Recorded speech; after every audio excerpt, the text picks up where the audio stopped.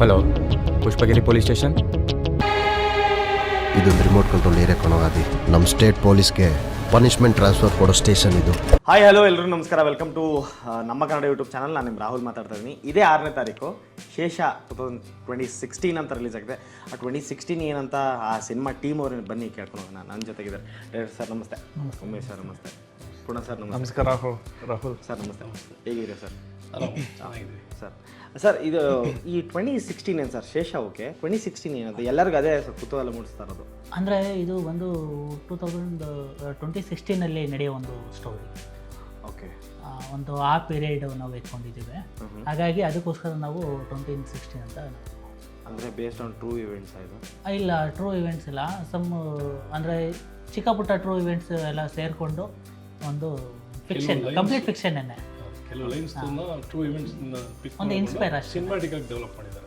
Okay okay sir, ಇನ್ನೊಂದು trailer ನೋಡುವಾಗ ಅದೊಂದು ಪುಷ್ಪಗಿರಿ ಪೊಲೀಸ್ ಸ್ಟೇಷನ್ ಒಂದು ಜಾಸ್ತಿ ಹೈಲೈಟ್ ಆಗುತ್ತೆ. ಹೌದೌದು. ಏನಕ್ಕೆ ಸರ್? ನನ್ನ ಲಿಮಿಟ್ಸ್ ಅಲ್ಲಿ ಏನು ಕ್ರಿಮಿನಲ್ಸ್ ಕಡಿಮೆ ಇದ್ದಾರೆನಾ?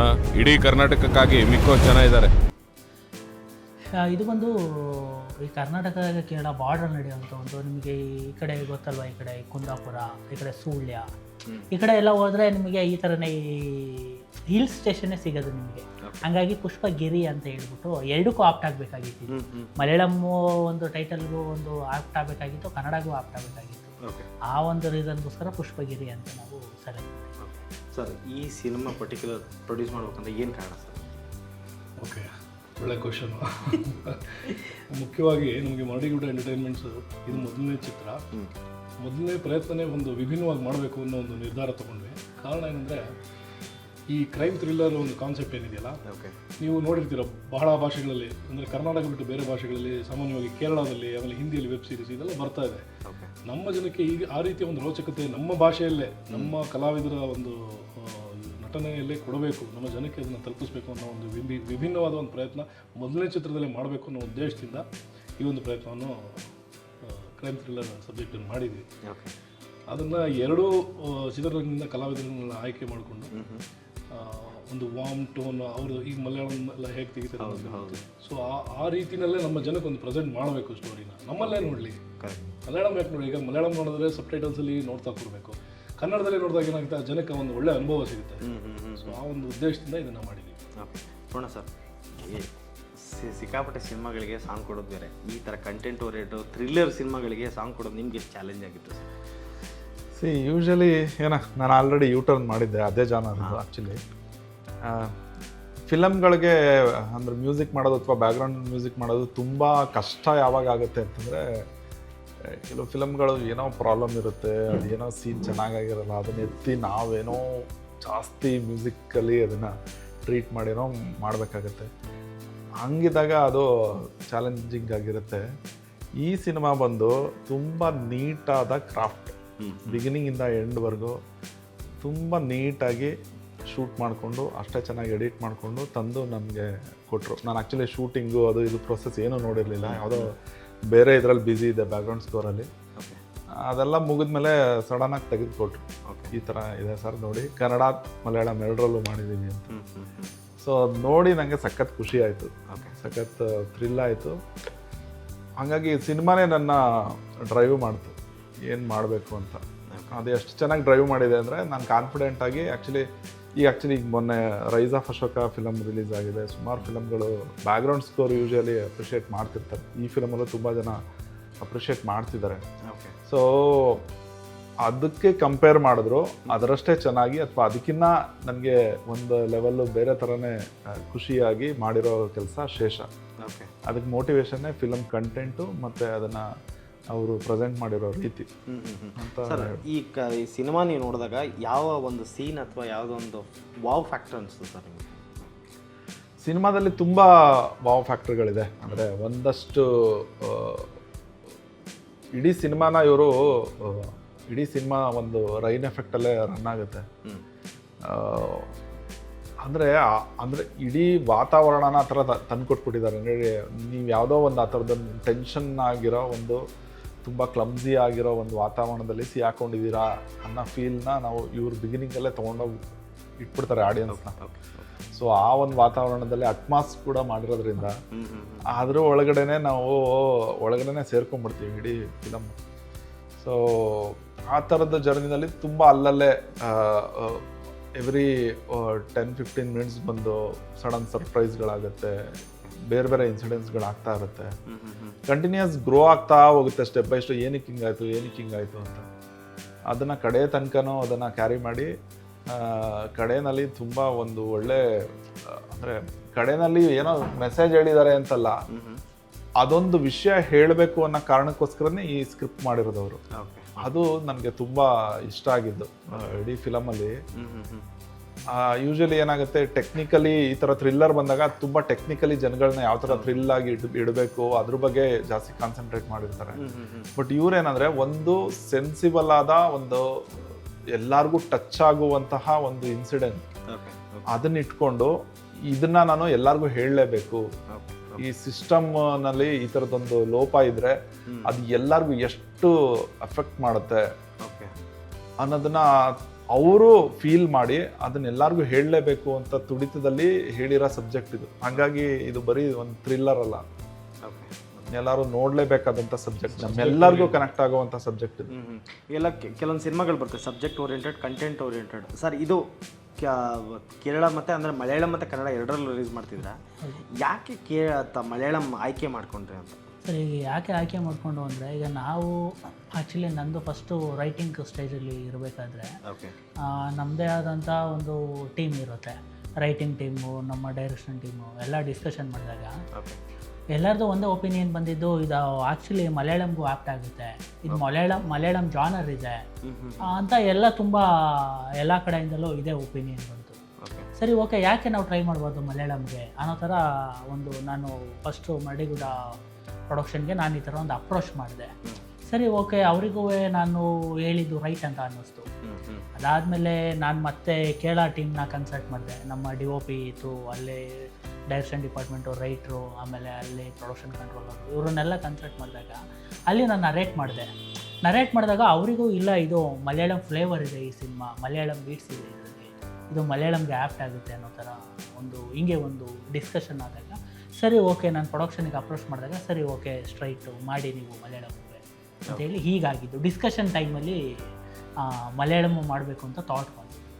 ಸರ್ ಈ ಮಲಯಾಳಂ ಸಿನಿಮಾ ಅಂತ ಅಂದಿದ ತಕ್ಷಣ ಕನ್ನಡ ಮತ್ತು ಮಲಯಾಳಂ ಡಬಲ್ ಬಜೆಟ್ ಇದೆ ಸರ್ ನಿಮಗೆ? ಆಬ್ವಿಯಸ್ಲಿ. ಓಕೆ. ಅದು ಆಮೇಲೆ ಈ ಸಿನಿಮಾ ಸಂಪೂರ್ಣವಾಗಿ ಎರಡರಲ್ಲೂ ಶೂಟ್ ಮಾಡಿದ್ವಿ. ಓಕೆ. ಅಂದರೆ 2 times ಡಬ್ ಫಿಲಮ್ ಅಲ್ಲ ಇದು, ಅದೇ ಡಬ್ ಫಿಲಮ್ ಅಲ್ಲ. ಕನ್ನಡದಲ್ಲಿ ಮಾಡಿ ಮಲಯಾಳಂ ಡಬ್ ಮಾಡಿಲ್ಲ, ಮಲಯಾಳಮಲ್ಲಿ ಮಾಡಿ ಕನ್ನಡ ಡಬ್ ಮಾಡಿಲ್ಲ. ಮಲಯಾಳಮೇ ಸಪ್ರೇಟು, ಕನ್ನಡ ಹೌದು. ಎಲ್ಲ ಆರ್ಟಿಸ್ಟ್ಗಳನ್ನು ಸೇಮ್ ಸ್ಟೋರಿ ಸೇಮ್ ಸ್ಕ್ರಿಪ್ಟ್ಗೆ ಕಂಪ್ಲೀಟ್ ಸ್ಟ್ರೈಟ್ ಶೂಟ್ ಮಾಡಿದ್ವಿ. ಅಂದರೆ 2 ಸಲ ಶೂಟಿಂಗ್ ಮಾಡಿದ್ವಿ. ಹಾಗಾಗಿ ನೀವು ಹೇಳ್ದಾಗೆ ಡಬಲ್ ಬಜೆಟ್. ಆಮೇಲೆ ಎಡಿಟಿಂಗು ಅಷ್ಟೇ, ಈಗ ಕನ್ನಡ ಎಡಿಟೇ ಬೇರೆ, ಮಲಯಾಳಂ ಎಡಿಟೇ ಬೇರೆ. ಬ್ಯಾಕ್ಗ್ರೌಂಡ್ ಸ್ಕೋರ್ ಅಂತ ಬಂದಾಗಲೂ ಅದರ ಲೆಂತೆ ಬೇರೆ, ಇದರ ಲೆಂತೆ ಬೇರೆ. ಪ್ರತಿಯೊಂದನ್ನು ಮಲಯಾಳಂಗೆ ಏನು ಬೇಕೋ ಅದನ್ನು ಮಾಡಿದ್ವಿ, ಕನ್ನಡಗೆ ಏನು ಬೇಕೋ ಅದನ್ನು ಮಾಡಿದ್ವಿ. ಮಲಯಾಳಂ ಕಂಟೆಂಟ್ ಅಂತ ತೊಗೊಳಕ್ಕೆ ಹೋದ್ರೆ ಮಲಯಾಳಂ ಇಂಡಸ್ಟ್ರಿಲಿ ಈ ಥರ ಕಂಟೆಂಟ್ ಓರಿಯೆಂಟೆಡ್ ಸಿಕ್ಕಾಪಟ್ಟೆ ಬರ್ತಾ ಇರ್ತದೆ. ನಿಮಗೆ ಯಾವ ಸಿನಿಮಾ ರೆಫರೆನ್ಸ್ ಇಟ್ಕೊಂಡು ಈ ಸಿನಿಮಾ ಬರೆಯೋಕ್ಕೆ ಒಂದು ರೆಫರೆನ್ಸ್ ಆಯಿತು ಸರ್? ಆ ಥರ ಯಾವುದೂ ರೆಫರೆನ್ಸ್ ಇಲ್ಲ ಸರ್. ಆ್ಯಕ್ಚುಲಿ ಯಾವುದೇ ಸಿನಿಮಾ ರೆಫರೆನ್ಸ್ ಇಟ್ಕೊಂಡು ಬರಲಿಲ್ಲ ನಾನು. ನನಗೇನು ಫೀಲ್ ಅನಿಸಿದ್ದೋ ಅದನ್ನು ಮಾತ್ರ ರೈಟಿಂಗ್ ಮಾಡಿದ್ದೀವಿ. ನಾನು ಅದನ್ನು ಅವ್ರ ಹತ್ರ ಕೇಳಿದಾಗ ಕೆಲವೊಂದು ವಿಚಾರಗಳು ಹೇಳಿದ್ರು. ಅವ್ರ ಜೀವನದಲ್ಲಿ ಅವರು ಗೋತ್ರು ಆಗಿರೋಂಥ ಕೆಲವು ಘಟನೆಗಳನ್ನು ಸ್ಫೂರ್ತಿಯಾಗಿ ಇಟ್ಕೊಂಡು ಮೂವಿ ರೆಫರೆನ್ಸ್ ಯಾವುದೂ ಇಲ್ಲ. ಓಕೆ. ಸರ್ ನಮ್ಮ ಕನ್ನಡ ಇಂಡಸ್ಟ್ರಿಯಲ್ಲಿ ಈ ಪೊಲೀಸ್ ಥೀಮ್ ಸಿನಿಮಾಗಳು ಬಂದರೆ ಚೆನ್ನಾಗಿ ಬಿಡ್ತವೆ, ಅದೊಂದು ಕಾನ್ಸೆಪ್ಟ್ ಇತ್ತ ಸರ್ ನಿಮ್ಮ ತಲೆಯಲ್ಲಿ? ಬಟ್ ಒಳ್ಳೆ ಕಂಟೆಂಟ್ ಬಂದರೆ ಆಕ್ಸೆಪ್ಟ್ ಮಾಡ್ತಾರೆ ಅಂತ ಒಂದು ನಂಬಿಕೆ ಇತ್ತು ಸರ್. ಇವನ್ ನಿಮಗೆ ಹಾರ್ಟ್ ಅನ್ನೋದೇ ಹಂಗಲ್ವಾ ಸರ್, ಒಂದು ಒಳ್ಳೆ ಕಂಟೆಂಟ್ ಬಂದರೆ ಎಲ್ಲ ಕಡೆನೂ ಆಕ್ಸೆಪ್ಟ್ ಮಾಡ್ತಾರೆ. ಅದೊಂದು ನಂಬಿಕೆ ಪ್ರೆಸೆಂಟ್ ಇವಾಗಲೂ ಇದೆ ಸರ್ ನಮಗೆ. ಖಂಡಿತ ನಮ್ಮ ಕನ್ನಡ ಜನ ಆಕ್ಸೆಪ್ಟ್ ಮಾಡ್ತಾರೆ ನಮ್ಮ ಸಿನಿಮಾನ, ಕಂಟೆಂಟ್ ಓರಿಯೆಂಟೆಡ್ ಸಿನಿಮಾನ ಗೆಲ್ಲಿಸ್ತಾರೆ ಅನ್ನೋದೊಂದು ಹೋಪ್ ಇದೆ ಸರ್. ಓಕೆ. ಈಗ ಫಾರ್ ಎಕ್ಸಾಂಪಲ್ ಈಗ ರಾಕ್ಷಸ ಅಂತ ಒಂದು ವೆಬ್ ಸೀರೀಸ್ ರಿಲೀಸ್ ಆಯಿತು, ತರುಣ್ ಸುಧೀರ್ ಅವ್ರದ್ದು. ಅದನ್ನು ಈ ಥರ ಕಾನ್ಸೆಪ್ಟ್ ಕಂಟೆಂಟ್ ಓರಿಯೆಂಟೆಡ್ ಸಿನಿಮಾಗಳ ಜನ ಥಿಯೇಟ್ರಿಗೆ ಯಾಕೆ ಬರ್ತಿಲ್ಲ ಅಂತಂದರೆ ಕಂಟೆಂಟ್ಗಳು ಕೊಡ್ತಿಲ್ಲ ಅಂತಿದ್ದಾರೆ. ಈಗ ಈ ಥರ ಕಂಟೆಂಟ್ ಓರಿಯೆಂಟೆಡ್ ಬಂದಾಗ ಜನನ ನೀವು ಒಪ್ಸಲ್ಲಿ ಎಷ್ಟು ವಿಭಿನ್ನ ಆಗಿದ್ರಿ ಸರ್? ಆ್ಯಕ್ಚುಲಿ ಈಗ ನಮ್ಮದು ಬಂದು ಆವಾಗಲೇ ಆ್ಯಕ್ಚುಲಿ ಪೂರ್ಣ ಸರ್ ಹೇಳ್ದಂಗೆ ಕಂಟೆಂಟು ವಿತ್ ಸೋಷಿಯಲ್ ಒಂದು ಮೆಸೇಜ್ ಇರೋ ಥರನೇ ನಾವು ಬ್ಲೆಂಡ್ ಮಾಡಿದ್ದೀವಿ. ಜೊತೆಗೆ ಏನು ನಾವು 2 hour ಎಂಟರ್ಟೈನ್ಮೆಂಟ್ ಜೊತೆ ಒಂದೊಳ್ಳೆ ಥೀಮ್ ಹೇಳಿದ್ದೀವಿ. ಹಾಗಾಗಿ ಜನ ಆಕ್ಸೆಪ್ಟ್ ಮಾಡ್ತಾರೆ ಅನ್ನೋ ಒಂದು ಒಪಿನಿಯನ್ ಇದೆ. ಆಮೇಲೆ ಈ ಪ್ರೆಸೆಂಟ್ ಸೊಸೈಟಿಲಿ ನಾವು ನೋಡಿರೋ ಒಂದು ಇದರಲ್ಲಿ ಪೊಲೀಸ್ ಅಂದರೆ ಮೆಟ್ರೋಪಾಲಿಟಿಕ್ ಅಂತ ಒಂದು ಸಿಟಿಗಳಲ್ಲಿ ಪೊಲೀಸಿಗೂ ಒಂದು ಕಾಮನ್ ಪೀಪಲಿಗೂ ಒಂದು ಕನೆಕ್ಟಿವಿಟಿ ಇದ್ದೇ ಇರುತ್ತೆ, ಯೂಶಲಿ ಇದ್ದೇ ಇರುತ್ತೆ. ಈಗ ನಾವೆಲ್ಲರೂ ಬೈಕಲ್ಲಿ ಎಲ್ಲಾದರೂ ಹೋಗ್ಬೇಕಾದ್ರೆ ಒಬ್ಬರು ಟ್ರಾಫಿಕ್ ಪೊಲೀಸು ನಾವು ನೋಡ್ತೀವಿ, ರೆಗ್ಯುಲರ್ ನಮಗೆ ಕನೆಕ್ಟ್ ಇದ್ದೇ ಇರ್ತದೆ ನಮಗೆ ಪೊಲೀಸು ಮತ್ತು ನಾರ್ಮಲ್ ಆಡಿಯನ್ಸು. ಹಾಗಾಗಿ ಆ ಒಂದು ಥಾಟ್ ಇಟ್ಕೊಂಡು ನಾನು ಮಾಡಿದ್ದೀನಿ. ಓಕೆ ಸರ್, ಈ ಸಿನಿಮಾ ಆಡಿಯನ್ಸಿಗೆ ಕರೆಕ್ಟಾಗಿ ರೀಚ್ ಆಗಬೇಕಂತಿದ್ರೆ ಕಂಟೆಂಟ್ ಓರಿಯೆಂಟೆಡ್ ಅಂತಂದರು ಸರ್ ಅವಾಗ. ನಿಮ್ಮ ಪ್ರಕಾರ ಈ ಸಿನಿಮಾ ಗೆಲ್ಲಕ್ಕೆ ಪ್ಲಸ್ ಪಾಯಿಂಟ್ ಏನು? ಈ ಸಿನಿಮಾ ಗೆಲ್ಲಕ್ಕೆ ಪ್ಲಸ್ ಪಾಯಿಂಟ್ ಮೊದಲನೇದಾಗಿ ನಮ್ಮ ಪ್ರದೀಪ್ ಅವರು ಆ ಕಥೆನ ಆ ಮಟ್ಟಕ್ಕೆ ಹೆಣೆದಿದ್ದಾರೆ. ರೋಚಕತೆ ಅನ್ನೋದು ಕೊನೆ ಕ್ಷಣದವರೆಗೂ ಹಿಡಿದು ಕೂರಿಸಿದ್ದಾರೆ. ನಮ್ಮ ಪೂರ್ಣ ಸರ್ ಅವರು ಹೇಳಿದಾಗೆ ಆ ಒಂದು ಕ್ಯೂರಿಯಾಸಿಟಿ ಜನ ಅನುಭವಿಸಿದಾಗ ಸಾಮಾನ್ಯವಾಗಿ ಅವರ ಒಂದು ಸ್ನೇಹಿತರ ಬಳಗಕ್ಕಿರ್ಬೋದು ಅಥವಾ ಅವರ ಓಡಾಡೋ ಜಾಗದಲ್ಲಿ ಹೇಳ್ತಾರೆ. ಹಾಗಾಗಿ ಇದು ಆ ಜನಗಳಿಗೆ ತಲುಪುತ್ತೆ ಅನ್ನೋ ಒಂದು ನಂಬಿಕೆ ಇದೆ. ಓಕೆ. ಆಮೇಲೆ ಇನ್ನೂ ಒಂದು ನಂಬಿಕೆ ಏನಂತ ಅಂದರೆ ಹಿರಿಯ ಕಲಾವಿದರು, ಈಗ ಪ್ರಮೋದ್ ಶೆಟ್ಟಿ ಅವ್ರ ಬಗ್ಗೆ ನಾವು ಹೇಳೋ ಅಷ್ಟಿಲ್ಲ, ಯಾಕೆಂದರೆ ತುಂಬ ಅನುಭವಸ್ಥ ಕಲಾವಿದರು ಅವರು. ತುಂಬ ಪಾತ್ರಗಳನ್ನ ತುಂಬ ಅಚ್ಚುಕಟ್ಟಾಗಿ ನಿಭಾಯಿಸಿದ್ದಾರೆ ಪೊಲೀಸ್ ಪಾತ್ರಕ್ಕೆ ತವ್ರ ಮನೆ ಆಗ್ಬಿಟ್ಟಿದೆ ಅವರು ಅಲ್ವಾ. ಇದು ಎಲ್ಲೋದ್ರೂ ಕ್ವಶನ್ ಕೇಳಿದ್ದಾರೆ ನಮಗೆ. ಮಲಯಾಳಂ ಮೊನ್ನೆ ಟ್ರೈಲರ್ ಲಾಂಚ್ ಮಾಡಿದ್ವಿ, ಅಲ್ಲೋದಾಗಲೂ ಇದೇ ಪ್ರಶ್ನೆ ಬಂತು. ಆಮೇಲೆ ದಾವಣಗೆರೆ ಟ್ರೈಲರ್ ಲಾಂಚ್ ಮಾಡಿದ್ವಿ, ಪ್ರೆಸ್ ಮೀಟು ಎಲ್ಲಿ ಹೋದರೂ ಅವರಿಗೆ ಇದೇ ಪ್ರಶ್ನೆ, ಏನು ನೀವು ಪೊಲೀಸೇ ಯಾಕೆ ಮಾಡ್ಕೊಳ್ಳಿ. ಸೊ ಹಾಗಾಗಿ ನಿಮಗೆ ಅರ್ಥ ಆಗ್ತದೆ, ಈಗ ನಾನು ಹೇಳಿಲ್ಲ, ಅದನ್ನು ನೀವೇ ಹೇಳಿದ್ರಿ. ಸೊ ಹಾಗಾಗಿ ಅವ್ರನ್ನೇ ಇರ್ಬೋದು. ಇನ್ನು ದೇವರಾಜು ಪೊಲೀಸ್ ಅಂತಂದರೆ ಡೈನಾಮಿಕ್ ಹೀರೋ ಅವ್ರ ಬಗ್ಗೆ ಹೇಳೋ ಅಷ್ಟೇ ಇಲ್ಲ. ಸೊ ಈ ಪಾತ್ರವರ್ಗನ ಆಯ್ಕೆ ಮಾಡ್ಕೊಳ್ಳೋದ್ರಲ್ಲಿ ನಮ್ಮ ಪ್ರದೀಪ್ ಅವರು ತುಂಬ ಒಂದು ಒಳ್ಳೆ ಕೆಲಸ ಮಾಡಿದ್ದಾರೆ. ಅಂದರೆ ಒಂದು ಒಳ್ಳೆ ನಿರ್ಧಾರ ತಗೊಂಡ್ರು, ಅದು ಪ್ಲಸ್ ಪಾಯಿಂಟು. ಅದೇ ರೀತಿ ಮಲಯಾಳಮಲ್ಲಿ ಕೂಡ ಈಗ ಜಾನ್ ಕೈಪಲ್ಲಿ ಇರ್ಬೋದು, ಡೇನ್ ಡೇವಿಸ್ ಇರ್ಬೋದು, ಆಮೇಲೆ ಶ್ರೀಜಿತ್ ರವಿ ಅವರು ಇರ್ಬೋದು, ಇವರೆಲ್ಲ ಹಿರಿಯ ಕಲಾವಿದರು, ಒಳ್ಳೆ ಒಂದು ಹೆಸರಿರೋಂಥದ್ದು. ಸಿದ್ಧಾರ್ಥ್ ಶಿವ, ಸೊ ಇವರೆಲ್ಲ ಒಂದು ಒಳ್ಳೆ ಪಾತ್ರವರ್ಗದಲ್ಲಿ ಅಲ್ಲಿ ನಟಿಸಿ ಹೆಸರು ಮಾಡಿರೋಂಥದ್ದು. ಸೊ ಕನ್ನಡ ಮಲಯಾಳಂ ಎರಡನ್ನೂ ಬ್ಲೆಂಡ್ ಮಾಡಿ ಒಂದು ಒಳ್ಳೆ ರೀಚ್ ಆಗೋದಕ್ಕೆ ಎರಡೂ ಕಡೆಗೆ ಬ್ಯಾಲೆನ್ಸ್ ಮಾಡಿದ್ದಾರೆ ಡೈರೆಕ್ಟರ್. ಅಲ್ಲಿಗೂ ಕಡಿಮೆ ಆಗಬಾರ್ದು, ಇಲ್ಲಿಗೂ ಕಡಿಮೆ ಆಗಬಾರ್ದು. ಸರ್ ನಾನೊಂದು ಅದಕ್ಕೆ ಆ್ಯಡ್ ಮಾಡೋದೇನೆಂದರೆ, ಏನಕ್ಕೆ ಈ ಸಿನಿಮಾ ಮುಖ್ಯ ಆಗುತ್ತೆ ಅಂತಂದರೆ, ನಾನು ಆಗಲೇ ಹೇಳ್ದಂಗೆ ಈ ಸೊಸೈಟಿನಲ್ಲಿ ಒಂದು ಇಂಪಾರ್ಟೆಂಟ್ ಆದ ಒಂದು ಪ್ರಾಬ್ಲಮ್ ಇದೆ, ಅದು ನಮಗೆ ನೇರವಾಗಿ ಕಾಣಿಸ್ತಾ ಇಲ್ಲ. ಈ ಪ್ರತಿಯೊಬ್ಬರು ಡೈರೆಕ್ಟಾಗಿ ಅಥವಾ ಇಂಡೈರೆಕ್ಟಾಗಿ ಅದರ ಬಲಿಪಶು ಆಗ್ತಾ ಇದ್ದೀವಿ, ಅಥವಾ ಅದರ ಇಂಡೈರೆಕ್ಟ್ ಆದ ಎಫೆಕ್ಟ್ನ ಅನುಭವಿಸ್ತಿದ್ದೀವಿ. ಅದನ್ನು ಇವರು ರೆಕಗ್ನೈಸ್ ಮಾಡಿ ತುಂಬ ಎಫೆಕ್ಟಿವ್ ಆಗಿ ಹೇಳಿದ್ದಾರೆ. ನೋಡಿ, ಈ ಪ್ರಾಬ್ಲಮ್ ಈ ಥರ ಬಂದರೆ ನಮ್ಮೆಲ್ಲರಿಗೂ ಎಷ್ಟು ದೊಡ್ಡ ತೊಂದರೆ ಆಗ್ಬೋದು ಅನ್ನೋದನ್ನ. ಡೈರೆಕ್ಟರ್ ಸರ್ಗೆ ಯಾವುದೋ ಪೊಲೀಸ್ ಸ್ಟೇಷನ್ ಯಾವುದೋ ಒಂದು ಕಥೆ ಆಗಿರ್ಬೇಕು ಸರ್. ಹಾಂ, ಅಂದರೆ ಅದು ಆಗಿರ್ಬೋದು, ನನಗೆ ಗೊತ್ತಿಲ್ಲ, ಬಟ್ ಅದನ್ನು ನೋಡೋ ಮನಸ್ಸು ಇರಬೇಕಲ್ಲ. ಕರೆಕ್ಟ್. ಸೊ ಹಾಗಾಗಿ ಅದೊಂದು ಇಂಪಾರ್ಟೆಂಟ್ ಆದ ವಿಷಯನ ಅವರು ಟಚ್ ಮಾಡ್ತಿದ್ದಾರೆ. ಸೊ ಅದನ್ನು ಫಿಲಮ್ ನೋಡಾದ್ಮೇಲೆ, ಹೌದು, ಇದ್ರ ಬಗ್ಗೆ ನಾನೇನಕ್ಕೆ ಮಾತಾಡಿಲ್ಲ ಅಥವಾ ಇದ್ರ ಬಗ್ಗೆ ನಾನೇನಕ್ಕೆ ಇಷ್ಟು ದಿನ ನಂಗೆ ಗೊತ್ತಾಗಿಲ್ಲ ಅಂತ ಪ್ರತಿಯೊಬ್ಬರಿಗೂ ಅನಿಸುತ್ತೆ. ಸೊ ಅದು ಥ್ರಿಲ್ಲರ್ ಎಲ್ಲದಕ್ಕಿಂತ ಮುಖ್ಯವಾಗಿ ಫಿಲಮಲ್ಲಿ ವರ್ಕ್ ಆಗಬೇಕಾಗಿರೋದು ಮತ್ತು ತಲುಪಬೇಕಾಗಿರೋದು ಇದು ಅನ್ನೋದು ನನ್ನ ಅಭಿಪ್ರಾಯ. ಓಕೆ ಸರ್, ನನ್ನ ಪೊಲೀಸ್ ಸ್ಟೇಷನ್ ಅಂದ ತಕ್ಷಣ ನಂಗೊಂದು ಕಥೆ ನೆನಪು ಬರುತ್ತೆ ಸರ್. ಯಾವುದೋ ಒಂದು ಕಾರಣಕ್ಕೆ ನನಗೊಂದು ಕೋಪ ಬರುತ್ತೆ ಪೊಲೀಸರ ಮೇಲೆ. ಫಾರ್ ಎಕ್ಸಾಂಪಲ್, ನಾವು ಹೋಗ್ತಿದ್ದ ರೂಟ್, ನಾನು ನಮ್ಮ ಫ್ರೆಂಡು ಹೋಗ್ತಿರುವಾಗ ಸಡನ್ನಾಗಿ ಹಿಡಿದ್ಬಿಡ್ತಾರೆ ಪೊಲೀಸರು. ಏನು ಎತ್ತ ಅಂತ ಕೇಳಲ್ಲ, ಏನು ಮಾತಾಡೋದಿಲ್ಲ, ನಿಲ್ಲಿ ಫೈನ್ಗೆ ಹಾಕ್ಬೇಕು. ಆ ಥರ ಸಿಚುವೇಶನ್ ನಿಮ್ಮ ಲೈಫ್ಗಳಲ್ಲಿ ಆಗಿದೆಯಾ ಸರ್? ಸರ್ 100% ಆಗಿದೆ. ಆಮೇಲೆ ಆ್ಯಕ್ಚುಲಿ ಈ ಸಿನಿಮಾದಲ್ಲಿ ಸರ್ ನಾನು ರೈಟಿಂಗ್ ಮಾಡಬೇಕಾದ್ರೆ ಎರಡನ್ನೂ ತಲೆಯಲ್ಲಿ ಇಟ್ಕೊಂಡಿದ್ದೀನಿ ಸರ್. ಯಾಕೆ ಅಂದರೆ ಪೊಲೀಸು ಸೊಸೈಟಿಗೆ ತುಂಬ ಇಂಪಾರ್ಟೆಂಟು ಸರ್. ಪೊಲೀಸ್ ಇಲ್ಲ ಅಂದರೆ ಸೊಸೈಟಿ ತುಂಬ ಡಿಸ್ಟರ್ಬ್ ಆಗುತ್ತೆ, ಶೇಕ್ ಆಗೋಗ್ಬಿಡುತ್ತೆ. ಲಾ ಆ್ಯಂಡ್ ಆರ್ಡ್ರು ಸಖತ್ ಇಂಪಾರ್ಟೆಂಟು. ಹಾಗೆ ಇದರಲ್ಲಿ ನೆಗೆಟಿವ್ ಆ್ಯಂಡ್ ಪಾಸಿಟಿವ್ ಸರ್ ತುಂಬ ಒಳ್ಳೆಯವರು ಇದ್ದಾರೆ ಈ ಪೊಲೀಸ್ ಡಿಪಾರ್ಟ್ಮೆಂಟಲ್ಲಿ. ಆದರೆ ಕೆಲವರು ನೆಗೆಟಿವ್ ಇದ್ದಾರೆ ಸರ್. ಆ ನೆಗೆಟಿವಿಂದ ನಮ್ಮ ಸೊಸೈಟಿಗೆ ಏನೇನೆಲ್ಲ ಪ್ರಾಬ್ಲಮ್ ಆಗ್ತಾಯಿದೆ ಅನ್ನೋದು ಈ ಸಿನಿಮಾ ಸರ್. ಈಗ ಎಕ್ಸಾಂಪಲ್ ಹೇಳ್ತೀನಿ ಸರ್. ಈಗ ನೀವೇನೋ ಒಂದು IAS KS ಏನೋ ಸ್ಟಡಿ ಮಾಡ್ತಿದ್ರು ಅಂತ ಅಂದ್ಕೊಂಡ್ರೆ, ಇಲ್ಲೇನೋ ಒಂದು ಎಕ್ಸಾಂಪಲ್ಲು, ಇಲ್ಲೇನೋ ಒಂದು ಕಳ್ತನೋ ಏನೋ ಒಂದು ಆಗುತ್ತೆ, ಸಸ್ಪೆಕ್ಟ್ ಮಾಡಿ ನಿಮ್ಮನ್ನು ತಗೊಂಡೋಗಿ ಹಾಕ್ತಾರೆ ಸರ್. ಸಸ್ಪೆಕ್ಟ್ ಮಾಡಿ ನಿಮ್ಮನ್ನು ತಗೊಂಡೋಗಿ ಹಾಕಿದರೆ ನಿಮ್ಮ ಮೇಲೆ ಒಂದು FIR ಬರುತ್ತೆ ಸರ್. ಇಡೀ ನಿಮ್ಮ ಕೆರಿಯರ್ ನಿಮ್ಮದು ಏನಾಗುತ್ತೆ, ಒಂದ್ಸಲ ನೀವೇನು ಮಾಡೋಕ್ಕಾಗಲ್ಲ. ಅಂದರೆ ಈ ಥರ ತಪ್ಪುಗಳು ಆಗಬಾರ್ದು ಸರ್. ತುಂಬ ಸೆನ್ಸಿಟಿವ್ ಸರ್ ಪೊಲೀಸ್ ಡಿಪಾರ್ಟ್ಮೆಂಟ್ ಅನ್ನೋದು ತುಂಬ ಸೆನ್ಸಿಟಿವ್ ಆಗಿ ವರ್ಕ್ ಮಾಡಬೇಕು. ಹೌದು. ಅದು ತುಂಬ ಇಂಪಾರ್ಟೆಂಟು ಸರ್ ನಮ್ಮ ಸೊಸೈಟಿ ಮೇಲೆ.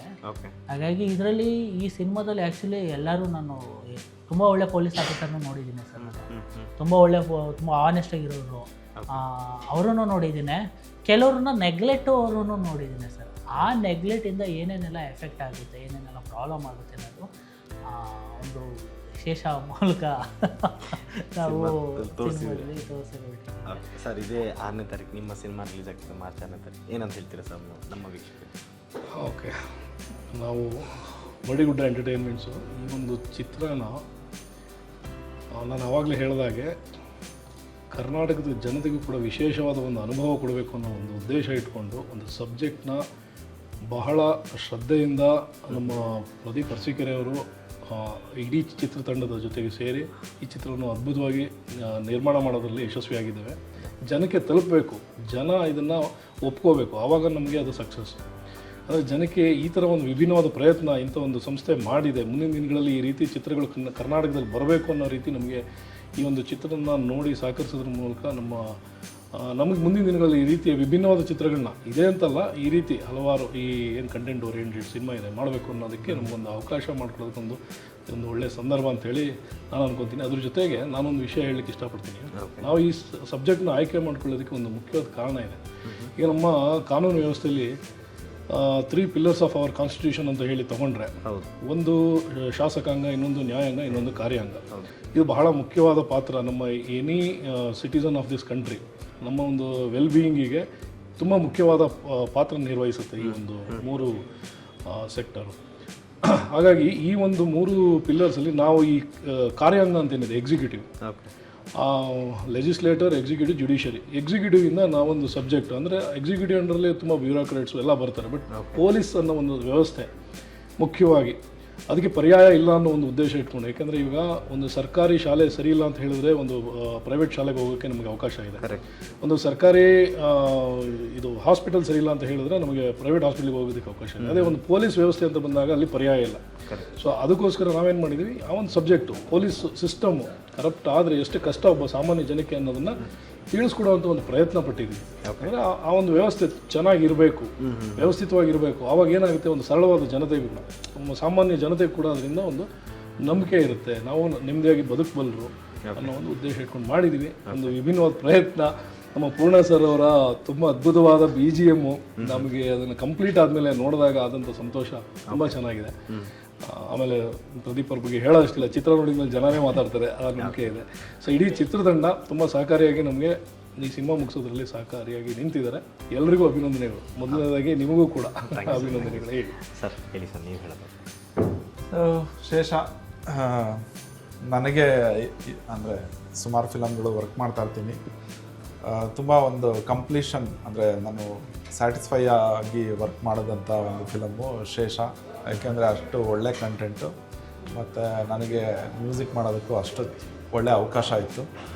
ಸೊ ಇದೆಲ್ಲದರ ಕಿನ್ನ ಹೆಚ್ಚಾಗಿ ಒಂದು ಒಳ್ಳೆ ವಿಷಯನ ಪ್ರದೀಪ್ ಅವರು ಹೇಳಕ್ಕೆ ಹೊರಟಿದ್ದಾರೆ. ಇದು ಎಲ್ಲರಿಗೂ ನೀವೆಲ್ಲರೂ ಕೇಳಲೇಬೇಕಾದಂಥ ವಿಷಯ. ಓಕೆ, ಹಾಗಾಗಿ ನೀವು ಥಿಯೇಟ್ರ್ನಲ್ಲಿ ಹೋಗಿ ನೋಡಿದ್ರೆ ನಿಮಗೆ ಖಂಡಿತ ಒಂದು ಒಳ್ಳೆ ವಿಷಯ ಸಿಗುತ್ತೆ. ಅದಕ್ಕಿಂತ ಹೆಚ್ಚಾಗಿ ಒಂದು ಒಳ್ಳೆ ಥ್ರಿಲ್ಲಿಂಗ್ ಆದ ಒಂದು ಸ್ಕ್ರೀನ್ ಪ್ಲೇನಲ್ಲಿ ಹೇಳ್ಕೊಂಡು ಹೋಗಿದ್ದಾರೆ. ಆ ಥ್ರಿಲ್ಲಿಂಗ್ ಮೊಮೆಂಟ್ ಖಂಡಿತ ನೀವೆಲ್ಲ ಅನುಭವಿಸ್ತೀರಾ. ಅಟ್ಮಾಸ್ ಎಫೆಕ್ಟಲ್ಲೆಲ್ಲ ಬರ್ತಾ ಇದೆ. ಓಕೆ, ಸೊ ಖಂಡಿತ ಈ ಫಿಲಮ್ನ ನೋಡಿ ನೀವೇ ಹೇಳ್ತೀರಾ ಒಂದಷ್ಟು ಜನಕ್ಕೆ cinema. Thank you sir. Sir, ನೀವು ಹೇಳೋದು. ಶೇಷ ಇದು ಒಂದು ಪ್ಯೂರ್ ಕಂಟೆಂಟ್ ಓರಿಯೆಂಟೆಡ್ ಸಿನಿಮಾ. ನಿಮಗೆ ಎಂಟರ್ಟೈನ್ಮೆಂಟ್ ಜೊತೆ ಒಂದು ಥ್ರಿಲ್ಲಿಂಗ್ ಎಲಿಮೆಂಟ್ಸು, ಒಂದು ಮೆಸೇಜು ಎಲ್ಲ ಈ ಸಿನಿಮಾದಲ್ಲಿ ಇದೆ. ನೀವು ಕೊಡೋ ಒಂದು 100-150 ರೂಪಾಯಿ ಮತ್ತು 2 ಅವರಿಗೆ ಯಾವುದೇ ಥರ ಮೋಸ ಆಗಲ್ಲ ಅಂತ ನಾವು ನಮ್ಮ ಟೀಮು ಎಲ್ಲ ನಾವು ಪ್ರಾಮಿಸ್ ಮಾಡ್ತಿದ್ದೀವಿ. ಖಂಡಿತ ಇದು ಒಂದು ಒಳ್ಳೆ ಸಿನಿಮಾ ಆಗುತ್ತೆ, ಕನ್ನಡ ಜನ ಇಷ್ಟಪಡ್ತಾರೆ ಅನ್ನೋದು ನಮ್ಮ ಒಂದು ಟೀಮ್ನ ಒಂದು ನಂಬಿಕೆ. ಇದೇ ಮಾರ್ಚ್ 6ನೇ ತಾರೀಕು ಸಿನಿಮಾ ರಿಲೀಸ್ ಆಗ್ತಾಯಿದೆ. ದಯವಿಟ್ಟು ಎಲ್ಲ ಬಂದು ಥಿಯೇಟ್ರಲ್ಲೇ ನೋಡಿ. ಥಿಯೇಟ್ರ್ ಎಕ್ಸ್ಪೀರಿಯನ್ಸ್ ಸಿನಿಮಾ ಇದು. OTT ಬರುತ್ತೆ, ಇನ್ನೊಂದು ಮಂತಿಗೆಲ್ಲ OTT ಬರುತ್ತೆ ಅಂತ ಯಾರು OTTವರೆಗೂ ವೆಯ್ಟ್ ಮಾಡಬೇಡಿ, ಥಿಯೇಟ್ರ್ ಎಕ್ಸ್ಪೀರಿಯನ್ಸ್ ಮಾಡಿ. ಖಂಡಿತ ಒಂದು ನಿಮ್ಮ ಏನಿದೆ ನಿಮ್ಮ ಎಕ್ಸ್ಪೆಕ್ಟೇಷನ್ನ ಖಂಡಿತ ನಾವು ಫುಲ್ಫಿಲ್ ಮಾಡ್ತೀವಿ ಅನ್ನೋದು ನಮ್ಮ ಒಂದು team promise. Thank you sir. ನೋಡಿದ್ರಲ್ಲ, ಇದೇ ಮಾರ್ಚ್ 6ನೇ ತಾರೀಕು ಶೇಷ 2016 ಸಿನಿಮಾ ರಿಲೀಸ್ ಆಗ್ತಿದೆ. ಎಲ್ಲರೂ ಚಿತ್ರಮಂದಿರಕ್ಕೆ ಹೋಗಿ ನೋಡಿ ಅಂತ ಕೇಳ್ಕೊತೀನಿ. Thank you sir. Thank you.